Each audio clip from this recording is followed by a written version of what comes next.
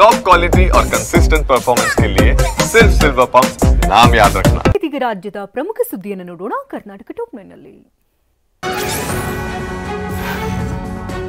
ಮಾಜಿ ಸಂಸದ ಪ್ರಜ್ವಲ್ ರೇವಣ್ಣ ವಿರುದ್ಧದ ರೇಪ್ ಕೇಸ್ ವಿಚಾರಣೆ ಇಂದು ಜನಪ್ರತಿನಿಧಿಗಳ ವಿಶೇಷ ಕೋರ್ಟ್ನಲ್ಲಿ ನಡೆಯಲಿದೆ. ಪ್ರಜ್ವಲ್ ರೇವಣ್ಣ ಪರ ವಕೀಲರಿಂದ ಸಂತ್ರಸ್ತೆಗೆ ಪಾಟಿ ಸವಾಲು, ಸೆಕ್ಷನ್ 65B ಅಡಿ ಯೂಟ್ಯೂಬ್ನ ವಿಡಿಯೋ ಸಲ್ಲಿಸಿದ ಪ್ರಜ್ವಲ್ ಪರ ವಕೀಲರು ಸೂಕ್ತ ಪ್ರಮಾಣ ಪತ್ರ ಇಲ್ಲವೆಂದು ಎಸ್ಪಿಪಿ ಆಕ್ಷೇಪ ವ್ಯಕ್ತಪಡಿಸಿದ್ರು. ಹೀಗಾಗಿ ಇಂದು ಕೂಡ ವಿಚಾರಣೆ ನಡೆಯಲಿದೆ.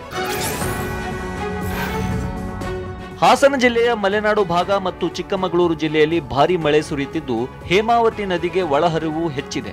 2922 ಅಡಿ 37 ಟಿಎಂಸಿ ನೀರು ಸಂಗ್ರಹ ಸಾಮರ್ಥ್ಯದ ಹೇಮಾವತಿ ಜಲಾಶಯದಲ್ಲಿ ಸದ್ಯ 22.478 ಟಿಎಂಸಿ ನೀರು ಸಂಗ್ರಹವಾಗಿದೆ. ನದಿಯಿಂದ 3225 ಕ್ಯೂಸೆಕ್ ನೀರು ಹೊರಬಿಡಲಾಗ್ತಿದೆ. ವಿಎಚ್ಪಿ ಮುಖಂಡ ಶರಣ್ ಪಂಪ್ವೆಲ್ ರನ್ನ ಬಂಧಿಸಲಾಗಿದ್ದು ಬಳಿಕ ಕೋರ್ಟ್ ಜಾಮೀನು ಕೂಡ ನೀಡಿದೆ.